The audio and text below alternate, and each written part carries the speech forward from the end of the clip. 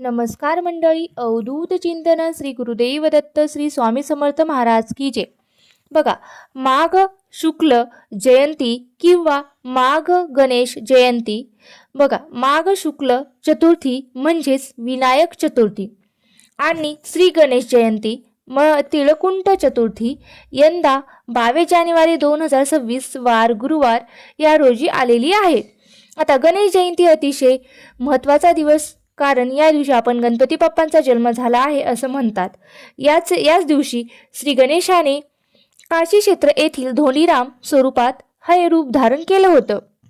आता मागे गणेश जयंतीचं औचित्य साधून असंख्य गणपती बाप्पांचे भक्त आपल्या घरात गणपती बाप्पांचे हे आगमन करत असतात, स्थापना करत असतात किंवा बऱ्याच ठिकाणी गणेश जयंतीच्या निमित्ताने आपल्या घरामध्ये गणपती बाप्पा आणण्याची प्रथा आहे. त्यांची स्थापना, त्यांची पूजा अर्चना सुद्धा करण्याची पद्धत आहे. जर हे तुमच्याकडे असेल तर खूपच चांगलं, तुम्ही खूप भाग्यवान आहेत आणि तुम्ही खूप नशिबान आहेत. आता आपल्याला श्री गणपतीच्या गणेश जयंतीच्या दिवशी कशी सेवा करायची आहे, कुठली उपासना करायची आहे, गणपती बाप्पांची पूजा कशी करायची आहे ते आपण आजच्या व्हिडिओमध्ये बघणार आहोत. तर बघा, गणपती बाप्पा हे विघ्नहर्ता आणि बुद्धीचे देवता आहेत. तसेच ते संकटनाशन आहेत, म्हणजे ते सगळे संकट दूर करत असतात. आपल्या आयुष्यात कोणतेही विघ्न येऊ देत नाहीत आणि आपण कोणत्याही शुभ कार्याची सुरुवात ही गणपती बाप्पाच्या पूजेनेच करत असतो, म्हणजे गणपती बाप्पांच्या पूजेशिवाय ती पूर्ण होत नाही. आता सगळ्यांचे आवडते दैवत हे सुद्धा गणपती बाप्पाच आहे.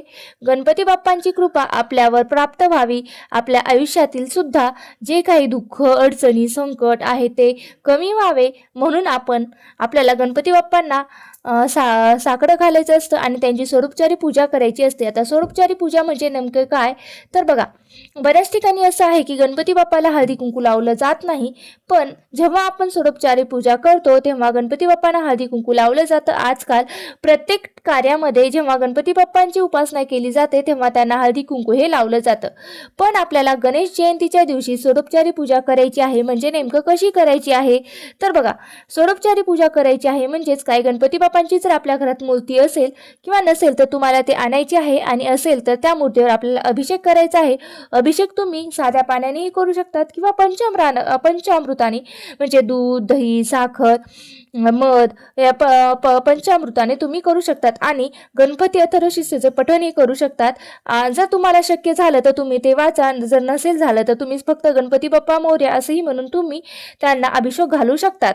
आता गणपती अथर्वशीर्ष म्हणावं म्हणजे त्यांची फलश्रुती आवर्जून आपल्याला मिळत असते. आता अभिषेक करायचा. आता गणपती अथर्व शिष्य म्हणून झाल्यावर आपल्याला काय करायचं आहे, ते अथर्व शिष्य म्हणणं शक्य होत नाही, किंबहुना येत नाही, तर मग अशा वेळेस तुम्ही 108 वेळा ओम गण गणपते नम, ओम गण गणपते नम या मंत्राचा जप करावा आणि नंतर गणपती बाप्पांच्या मूर्तीवर अभिषेक करत करत तुम्ही ओम गण गणपते नम या मंत्राचा जप तुम्ही करू शकता. तर गणपती बाप्पांच्या मूर्तीवर अभिषेक करून झाल्यावर मूर्ती तामणातून काढून घ्यावी, ती स्वच्छ वस्त्राने साफ करावी. नंतर गणपती बाप्पांना जाण जोडवं अर्पण करावं. गणपती बाप्पांना जास्वंदाचं फूल अर्पण करावं. त्यातल्या त्यात जर तुमच्याकडे लाल रंगाचं जास्वंदाचं फूल असेल तर खूपच चांगलं, नसेल तर तुम्ही जास्वंदाचं कोणतंही फूल अर्पण करू शकता.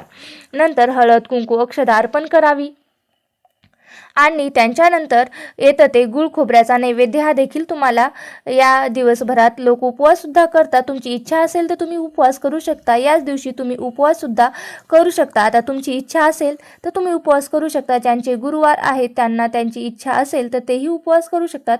मग या दिवशी गुरुवार मोजता येणार नाहीत, बरं बाकी तुम्ही गणपती बाप्पांची उपासना ही आवर्जून करायची आहे. बघा, या दिवशीच तसेच बाप्पाला जानवं जोडवं अर्पण करायला मात्र विसरू नका. आणि या दिवशी दुर्वाला खूप असा मान आहे. तर तुम्हाला काय करायचं आहे, आपण नेहमी गणपती बाप्पांना दुर्वा अर्पण करतो, पण त्याआधी तुम्हाला 21 दुर्वाचा हार करायचा आहे आणि तो तुम्हाला गणपती बाप्पांना अर्पण करायचा आहे. तुम्ही घरातही अर्पण करू शकता किंवा तुम्ही मंदिरात जाऊनही सुद्धा गणपती बाप्पांना ह्या दुर्वाचा हार अर्पण करू शकता. जर त्यांची इच्छा आहे की मला ताई माझ्या गणपती बाप्पांना मंदिरातच जाऊन हार अर्पण करायचा आहे तर तुम्ही तो मंदिरात जाऊन हार अर्पण करू शकता. दुर्वाचा तर बघा, एक दुर्वा केव्हा बनते, जेव्हा तीन काड्या एकत्र येतात तेव्हा एक दुर्वा बनते. अशा तीन काड्या एकत्र मिळून तुम्ही एक दुर्वा बनते. अशा आपल्याला 21 दुर्वा घ्यायच्या आहेत. त्या 21 दुर्वाची गाठ बांधून जशा जशा एक एक 21 दुर्वा घेतल्या जातात त्याच पद्धतीने तुम्ही 21 दुर्वाचे जुडी बनवायची आहे आणि त्याची एक माळ तयार करायची. असे तुम्ही 21 जुड्या करून त्याची एक माळ तयार करायची आहे. आणि ती माळ, ज्यांना 21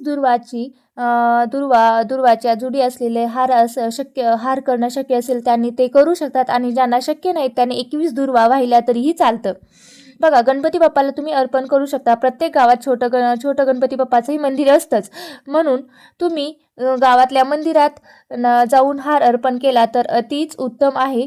शक्य होत नसेल तर तुम्ही घरातही हार अर्पण करू शकता. आणि गणपती बाप्पांना उच्च कोटीच्या सेवेमध्ये येतं ते गणपती अथर्व शिष्यम. 21 वेळा दुर्वा तुम्हाला गणपती बाप्पांना अर्पण करायच्या आहेत. त्या अशा करायच्या आहेत की तुम्हाला सांगते, 21 दुर्वा तीन काड्या मिळून एक दुर्वा बनते. अशा 21 दुर्वा हातात घ्या, उजव्या हातात घ्यावी. कोणी पण सेवा करू शकतो, अर्थात मासिक धर्म सुतक विटक असेल तर आपल्याला सेवा करता येणार नाही. ती आपल्याला 21 दुर्वा हातात घ्यायच्या.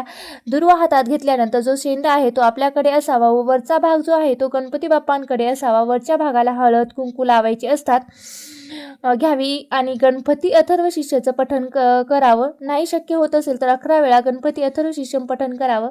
तेही शक्य होत नसेल तर तुम्ही गणपती अथर्व शिष्यम पठण करा आणि 11 वेळा तुम्हाला गणपती स्तोत्र पठण करायचं आहे. आणि जो गणपती अथर्व शिष्य पठण करतो त्यांनी एक वेळा गणपती स्तोत्र म्हटलं तरीही चालेल, पण जो एकदाच गणपती अथर्व शिष्य पठण करणार आहे त्यांनी एक वेळा आपल्याला गणपती स्तोत्र पठण करायचं आहे. ते पठण करून झाल्यावर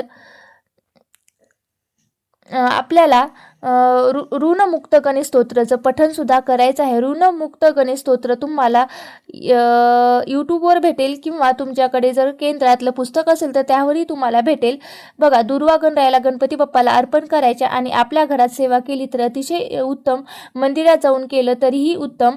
गणपती मंदिरात जो तुम्ही लवकर गेलात तर तुम्हाला दर्शन होईल, जाऊन सेवा करायला तुम्हाला चान्स भेटेल तर नक्कीच उत्तम. नाहीतर आपल्याला आपल्या घरात गणपती अथर्व शिष्याचं पठण करायचं आहे आणि आपल्या घरात गणपती बाप्पाचं स्तोत्र पठण करायचं आहे. बघा, आपल्याला आपल्या वास्तूमध्ये मंत्र स्तोत्र पारायण पठण करतोच. स्वतः असो किंवा भाड्याचं असो किंवा त्यात काही सकारात्मक लहरी यावा म्हणून आपण मंत्र स्तोत्राचं हे पठण उच्चारण करत असतो. तेव्हा आपल्या घरातील निगेटिव्हिटी आपोआप कमी होत असते. अर्थातच आपल्या घरातील निगेटिव्हिटी ही कमी होऊन त्यामध्ये सकारात्मकता किंवा सात्विकता येत असते. तेव्हा आपल्या घरात राहत नाही, कारण आपण कुठेही राहू, समजा आपण भाड्याने राहिलं तरीही आपण तिथे करायचं. शक्यतो आपण आपल्या घरात अपशब्द बोलणं किंवा घरात वादविवाद कटकटी होणं हे नक्कीच आहे, पण हे जर टाळायचं असेल तर तुम्ही हे आपल्या घरातच केलं तरी उत्तमच. जर तुम्ही घरात सेवा केली तर नक्कीच तुम्हाला तुमच्या घरातील दोष हे हळूहळू कमी होतील किंवा ते उच्चारणाने तुमच्या घरातील दोष हे कमी होऊन त्यामध्ये सात्विकता पण येते आणि तेवढीच वाढते. शक्य असेल तर तुम्ही घरात करा, नसेल तर तुम्ही मंदिरात जाऊनही करू शकतात. आता अर्पण केलेल्या दुर्वा दुसऱ्या दिवशी म्हणजे शुक्रवारी त्या दुर्वा निर्मल्यात टाकून देऊ शकतात आणि ज्यांची इच्छा आहे त्यांनी ते मंदिरात ठेवायचे, त्यांनी आवर्जून जायचं आणि सेवा करून ती मंदिरात ठेवून यायची.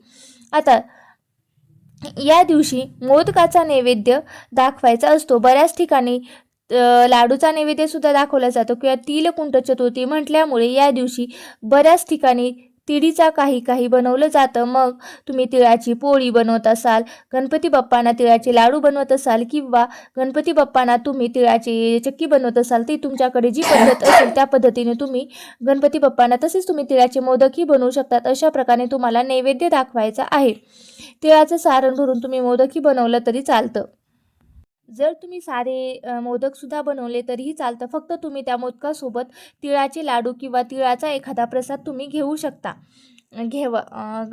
तिथे ठेवायचं आहे आणि गणपती बाप्पांना प्रार्थना करायची आहे की तिळाचं महत्त्व आहे या दिवशी. आणि बऱ्याच ठिकाणी असं आहे की गणपती बाप्पांच्या मूर्तीवर जेव्हा अभिषेक करत असताना तेव्हा त्यांच्यामध्ये पण पांढरे तीळ काळे तीळ वापरले जातात किंवा टाकले जातात. जर तुमच्याकडे पद्धत असेल तर तुम्ही ते वापरू शकतात. आता सेवा काय करायची, या सेवा मी तुम्हाला सांगितलेली आहेत. एक माळ ओम गण गणपते नम या मंत्राचा जप करायचा. दिवसभरात कधीही तुम्ही सकाळ, दुपार, संध्याकाळ, रात्री कधीही तुमच्या वेळेनुसार तुम्ही हे करू शकतात. पुन्हा गणपती अथर्वशीर्षाचं पठण करायचं आहे. तुम्हाला जरी सेवा सांगितलेली आहेत तसेच तुम्ही दुर्वाची तुम्ही सकाळी, दुपारी, संध्याकाळी तुम्हाला जसं जमेल तसं तुम्ही ही प्रभावी सेवा करा. त्याचबरोबर ज्यांना 120 दिवसाची सेवा करायची आहे त्यांनी नक्कीच या दिवसापासून श्री गणेश जयंतीच्या दिवसापासून तुम्ही ही सेवा करू शकतात. मनासारखा जोडीदार किंवा आपल्या घरात तले कटकटी वादविवाद कमी होत अशासाठी तुम्ही पण हा प्रभावी उपाय करू शकतात.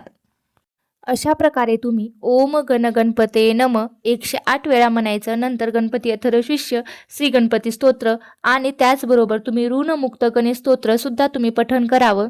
ऋणमुक्त आपल्या आयुष्यातले जे काही संकट आहे, त्रास आहे, कर्जबाजारी पण आहे त्यासाठी हे स्तोत्र खूप प्रभावी आहे.